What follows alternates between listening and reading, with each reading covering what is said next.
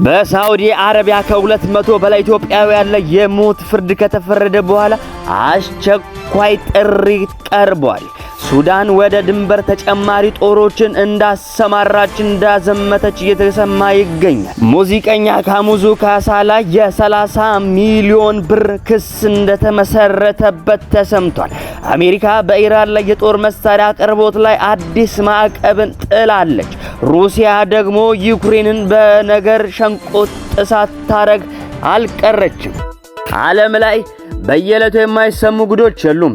መሽቶ ሲነጋ ተውሎ ሲከረም በየሰዓቱና በየጊዜው አዳዲስ አጀንዳዎችና አዳዲስ ወሬዎች አሉ።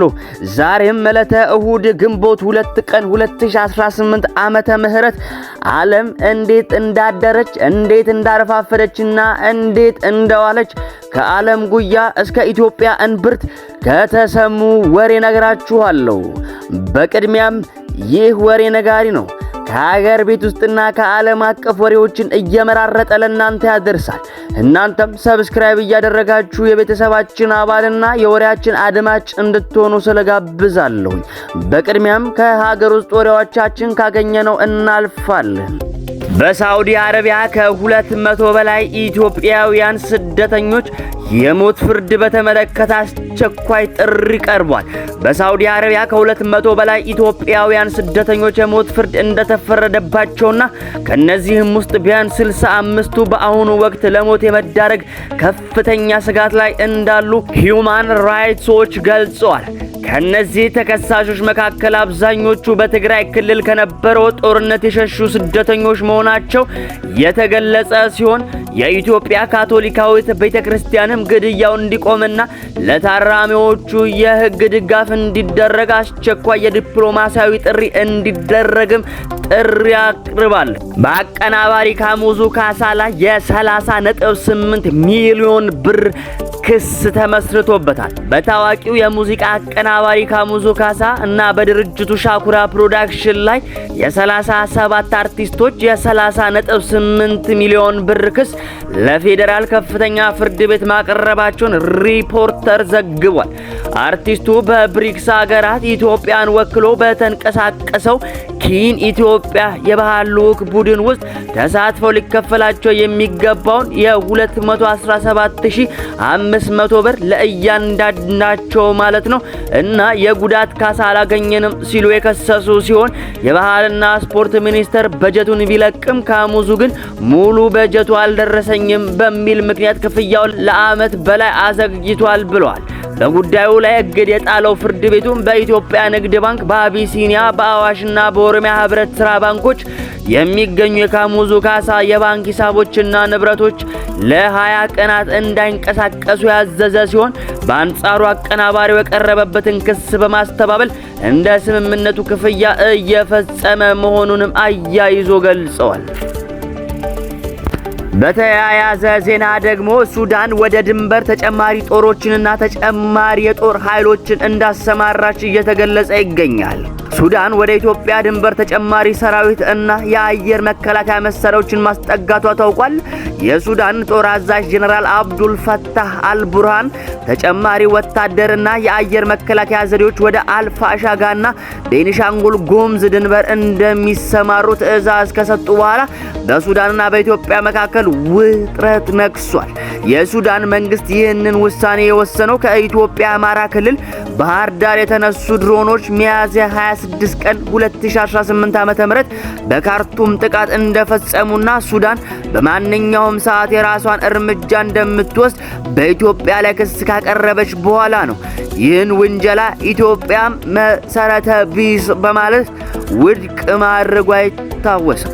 በትላንትናው ዕለት ወደ ትግራይ መቀሌ ሲጓዝ የነበረው የኢትዮጵያ አየር መንገድ ለምን መድረሻው ላይ ሳይደርስ ለምን ወደ መነሻው እንደተመለሰ አንዳንድ መረጃዎች ወጥተዋል። የኢትዮጵያ አየር መንገድ በትላንትናው ጠዋት ወደ መቀሌ ሲጓዝ የነበረውና መቀሌ አሉላ አባ ነጋ አውሮፕላን ማረፊያ ሳይደርስ የተመለሰውን በረራ በሚመለከት ምን እንዳለ ነግራችኋለሁ።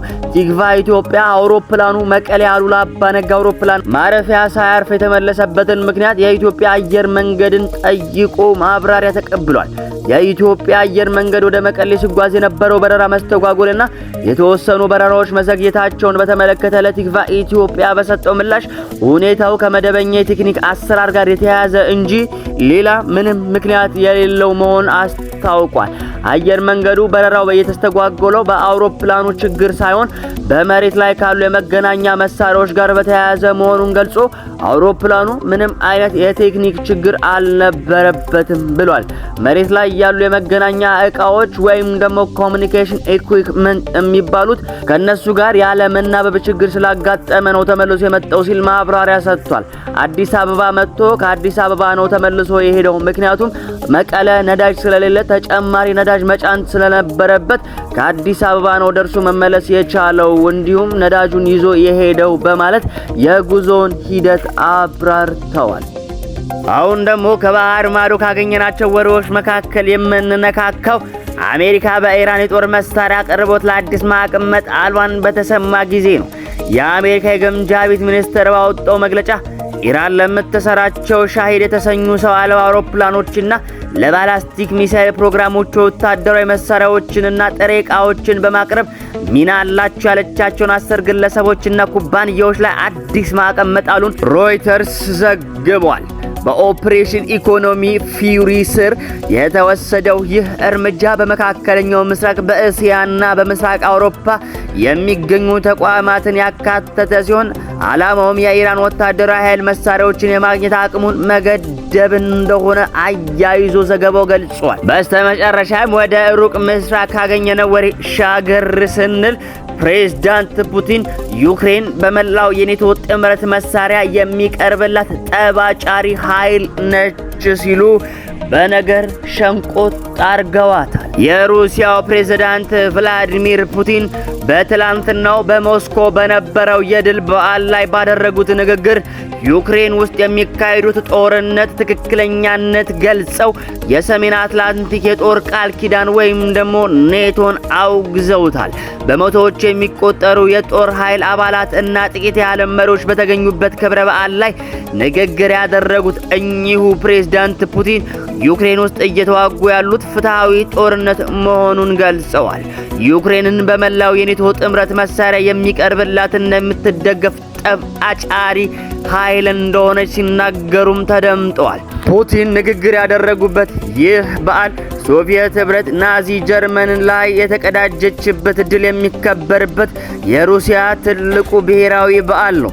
የዘንድሮ የበዓሉ አከባበር ከዚህ ቀደም ከነበረው አንጻር የቀዘቀዘ እንደሆነ ከአካባቢ የወጡ መረጃዎች ጠቁመዋል።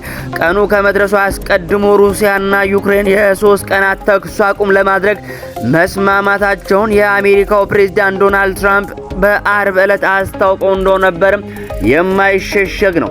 ከበርካታ ዓመታት በኋላ ለመጀመሪያ ጊዜ በዘንድሮ የሞስኮ የድል በዓል ሰልፍ ላይ መሳሪያ የጫኑ ተሽከርካሪዎች ወይም ባላስቲክ ሚሳኤሎች አልታዩም። የጦር ኃይል አባላት ግን በጥብቅ የደህንነት ጥበቃ ስር ሆነው በከተማዋ ቀይ አደባባይ አካባቢ ተሰልፈው አልፈዋል።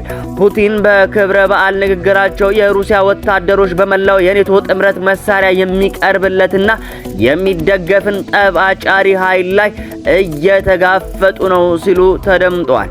ይህ ሁሉ ሆኖ ጀግኖቻችን ወደፊት እየገሰገሱ ነው ሲሉም ተደምጠዋል። ውድ አድማጮቼ ዓለም እንግዲህ እንደዚህ አድራለች። ዓለም እንግዲህ እንደዚህ አረፋፍዳለች። ይህ ወሬ ነጋሪ ነው። እንዲህ አይነት ትኩስ ዓለም አቀፋዊና ሀገራዊ ወሬዎችን የምትሹ ከሆነ ትክክለኛው አማራጭ ነው። ሰብስክራይብ እያደረጋችሁ ቤተሰባችንን እንድትቀላቀሉ ጠይቃለሁ። እንዲሁም ላይክ እና ሼር እያደረጋችሁ ለወዳጅ ዘመዶቻችሁ ሼር ማድረግን አትርሱ ስል ለዛሬው ለግንቦት 2 ቀን 2018 ዓ.ም ለዕለተ ሰንበት የያዝነው ወሬ ይህንን ይመስላል። በሰላም ዋሉ፣ በሰላም አምሹ፣ በሰላም እደሩ። ጤና ይስጥልኝ።